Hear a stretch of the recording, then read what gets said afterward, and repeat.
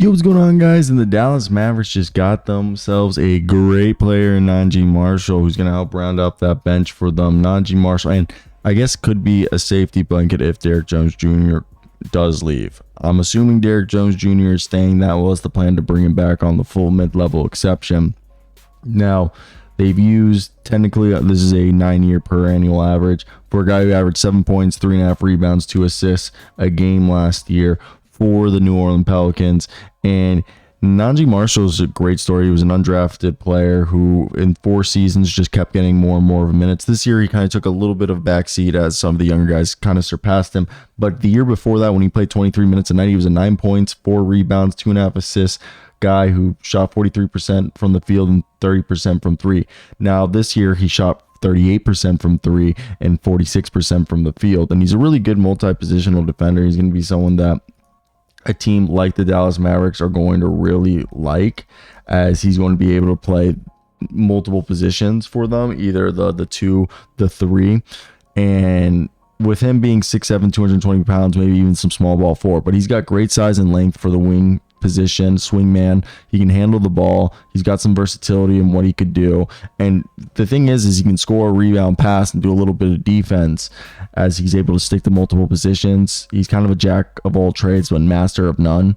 Now, he's a willing 3-point shooter. He just, sometimes they hit, sometimes they don't.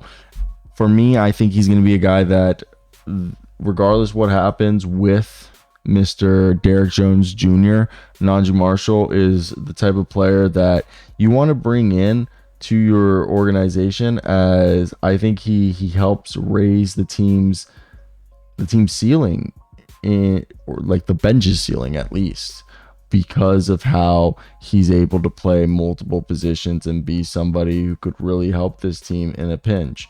And I think that's gonna carry a lot more dividend than people are gonna expect, especially when you're trying to get back to the NBA Finals where you just were, and you could say you came up a bit short. So the expectation now is hopefully they can go ahead and put themselves in a position where, they look a bit better, or more ready for, not ready, but a bit more. I think their bench was something that they went out and got Quentin Grimes. They went out and got Naji Marshall. So I think already you're looking at Dante Exum, Quentin Grimes, and Naji Marshall, Maxi Kleba, and Derek Lively as your second unit, which in its own self is pretty wild to think. And then they still have Jaden Hardy, AJ Lawson, Omax, and Dwight Powell. So to me, I just think they're doing a great job of getting this team better, deeper, more, just finding more bodies to have out there.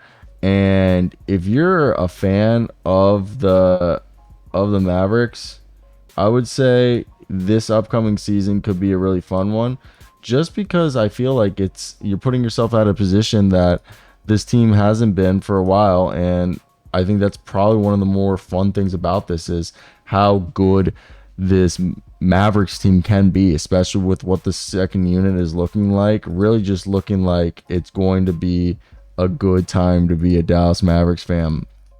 For you guys, what do you guys expect with how the roster construction's going? Is this something that you think is good? Again, my biggest fear would be that maybe Derrick Jones Jr. is not coming back, which is possible, but we will see what ends up happening. And to me, I think the thing that we're trying to figure out is if this is all going to be, I don't know if the right way to put it would be just foreshadowing potential Derrick Jones Jr. leaving, but I like the move.